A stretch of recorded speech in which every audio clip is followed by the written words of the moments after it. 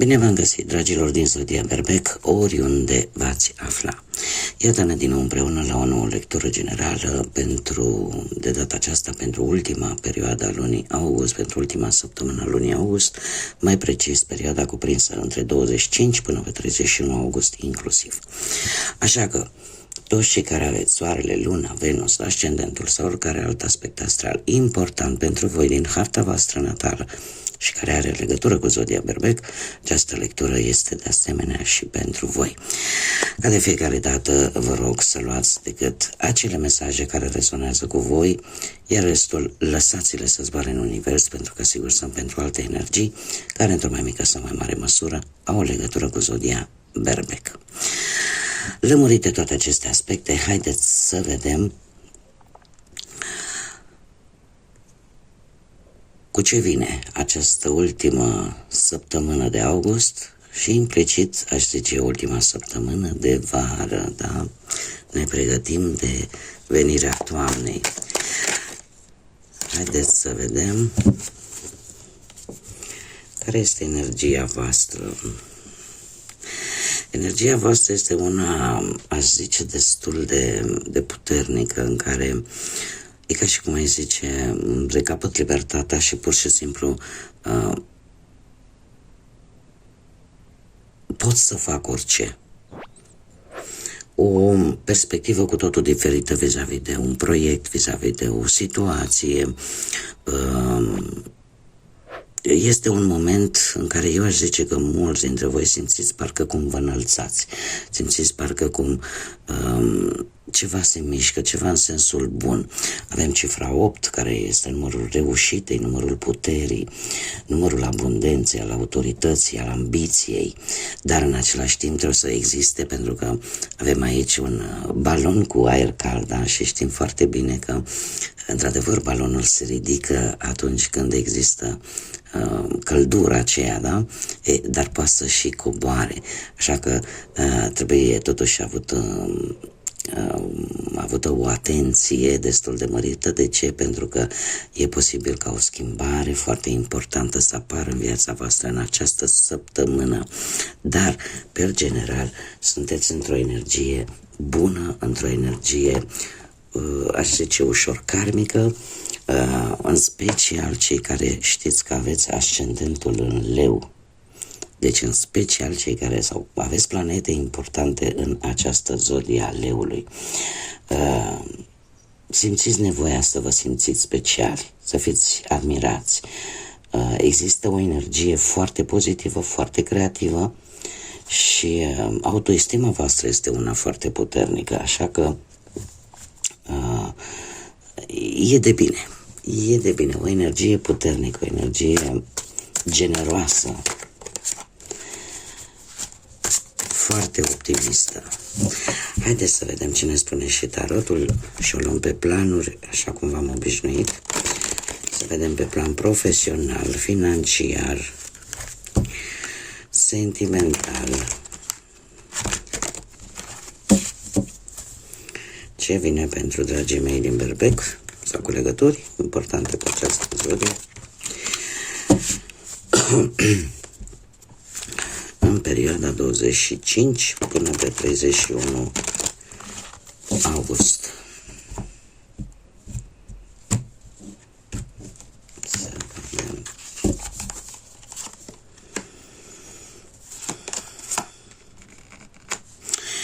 Dragilor dragi, lucruri care se vor desfășura într-o manieră foarte rapidă și care vă vor aduce un succes. Încă de la începutul săptămânii apare o precizie, o anumită atenție pe un anumit job și nu neapărat pe mai multe, sau pur și simplu apare necesitatea de a fi cât mai echilibrați, să vedeți exact ce este mai important. Și eu spune că lucrul ăsta va face sau va exista o anumită conjunctură pe plan profesional, la locul de muncă, cu colegii, cu șefii, cu asociații, în care efectiv ți se va deschide un drum liber. ți se va deschide un drum liber. E ca și cum ai spune, știu exact ce am de făcut, știu exact cum trebuie să abordez problema. Există într-adevăr rezultate la care probabil nu v-ați fi așteptat, propuneri de joburi, poate o comunicare foarte rapidă cu cineva la distanță vis-a-vis de o negociere sau vis-a-vis de o mutare. Răspunsurile vor veni foarte rapid, dar nu se va aștepta foarte mult. Și eu aș zice că voi sunteți în faza în care vă construiți ceva stabil din punctul ăsta de vedere profesional. Soarele, de asemenea, zodialeu, vedem această energie foarte bine aspectată pe partea asta profesională. Soarele vine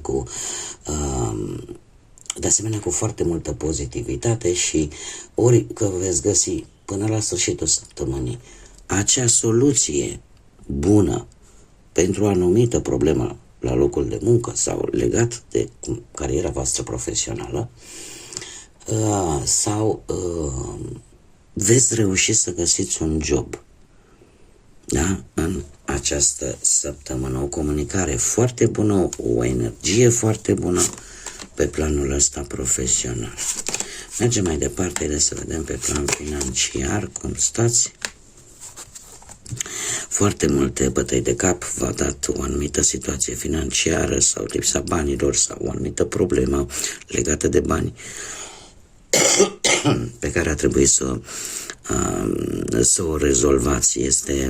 Ați dus destul de multe lipsuri, poate, sau destul de multe probleme la nivel material care au trebuit, v-au cam creat nopți nedormite.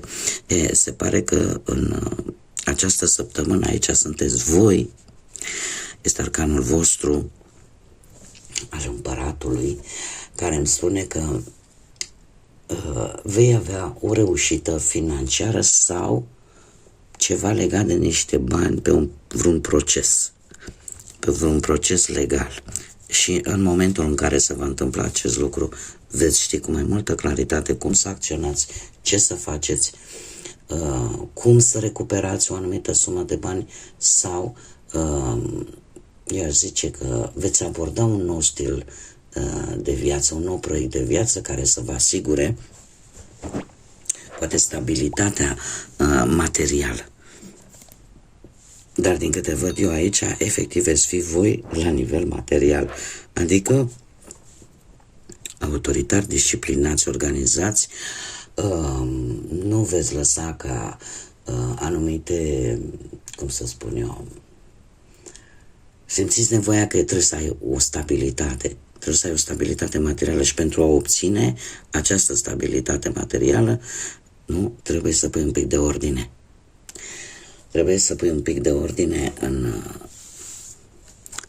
în aspectul ăsta al vieții. Și, desigur,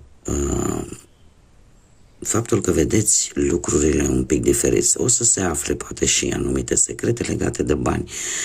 Nu știu de ce, dar mi-apare implicarea mult a unor bani care pot ajunge la voi, ori dintr-o moștenire, ori, cum am mai spus, pe ceva legat de justiție, de legalitate, de proces, ceva de genul ăsta. Dar va fi, într-adevăr, niște bănuți, vor fi un pic cu două tăișuri, da? Pe o parte o să dați, pe o parte o să luați, dar oricum veți fi în cunoștință de cauză și o veți face știind toate aceste lucruri. Nu e ca și cum vine cineva și îți bagă mâna în buzunar. Asta vă va duce la această idee, domne, acum într-adevăr văd cum stau lucrurile și știu cum să acționez. Mergem mai departe, pe partea asta a vieții sentimentale, prima dată pentru cei care deja formați un cuplu, se pare că în această ultimă săptămână se repetă iară cifra 8, foarte interesant aici, avem de două repetată cifra 8 în prima carte a energiei voastre, avem cifra 8, dragilor, se pare că pe plan sentimental apare o schimbare aproape karmică în relația voastră. O schimbare la care poate nu v-ați fi gândit acum ceva vreme, mai ales cu 8, se repetă 8 de monede, 8 de cupe.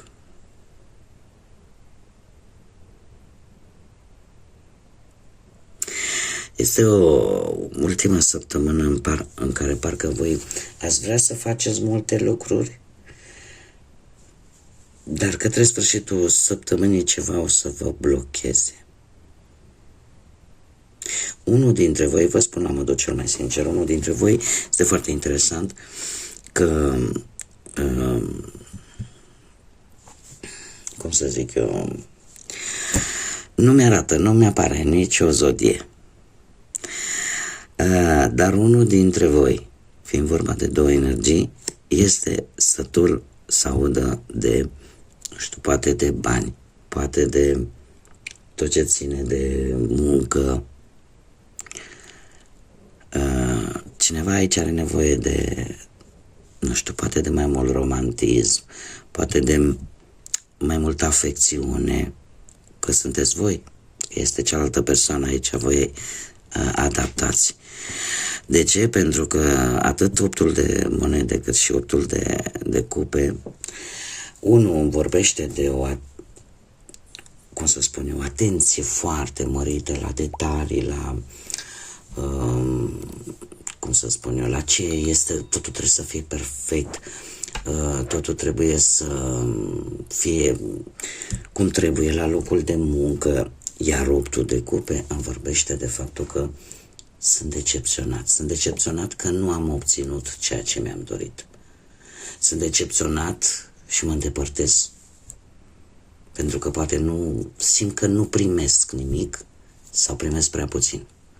Și atunci apare această stare de abandon. Este o situație destul de complicată. Cineva aici este nemulțumit, cineva nu primește din punct de vedere emoțional ceea ce așteaptă, ceea ce își dorește. Acum, acest autoblocaj, de ce? Apare pentru că tocmai din acest motiv, că sunteți voi, probabil că veți mai aștepta. Doar, poate. Dar ideea este deja înfiripată în mintea voastră sau a celelalte persoane. Eu nu pot, în primul rând, pentru că nu mi-apar zodii și în al doilea rând e vorba de două energii. Așa că sfârșitul de august pentru voi va fi un sfârșit de august în care voi nu o să vă grăbiți nici cu luatul deciziilor, posibil chiar să le amânați în ceea ce privește relația voastră. De ce? Pentru că vreți să vedeți exact cam cum stați, cam care este situația. Dar clar aici cineva este total nemulțumit de relație. Haideți să vedem cei singurei. Aici avem zodia Fecioară, avem zodii de pământ.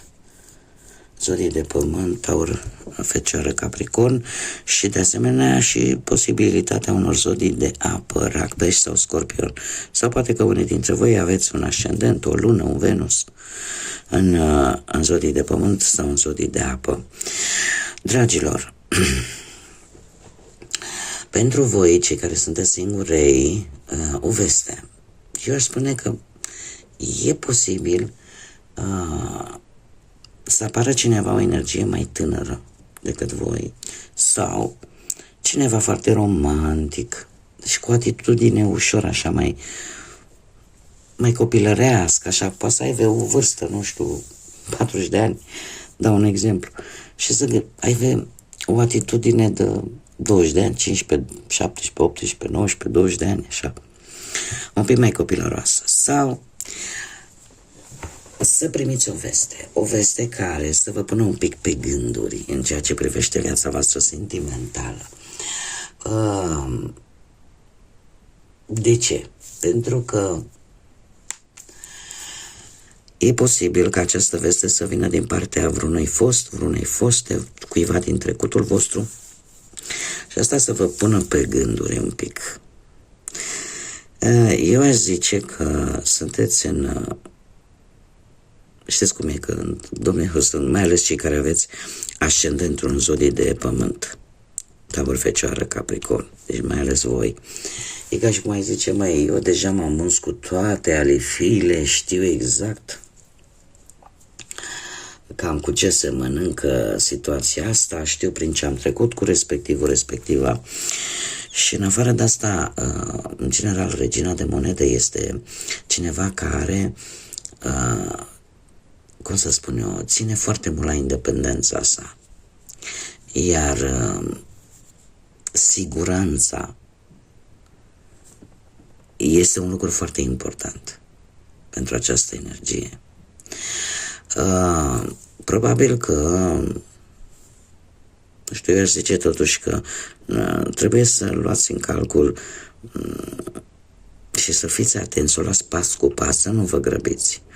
E posibil, într-adevăr, să primiți această ofertă, acest mesaj. Doamne, haideți să încercăm să reaprindem așa flacăra relației. Se pare că nu vă veți grăbi.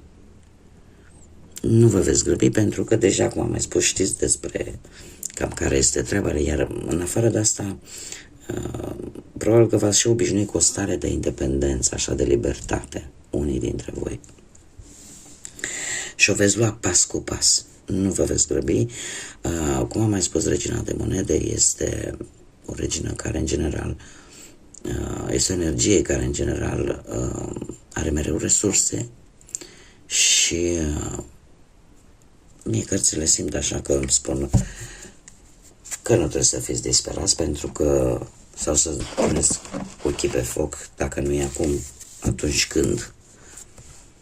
Pentru că aveți cu ce. Aveți tot ce vă trebuie.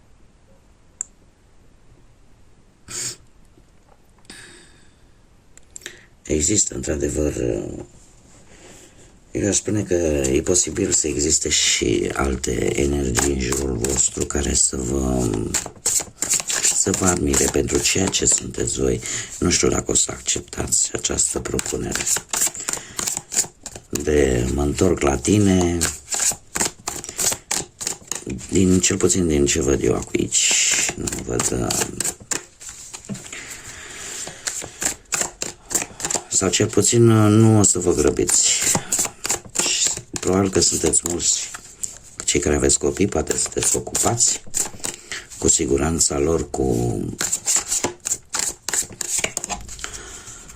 prosperitatea voastră. Haideți să vedem.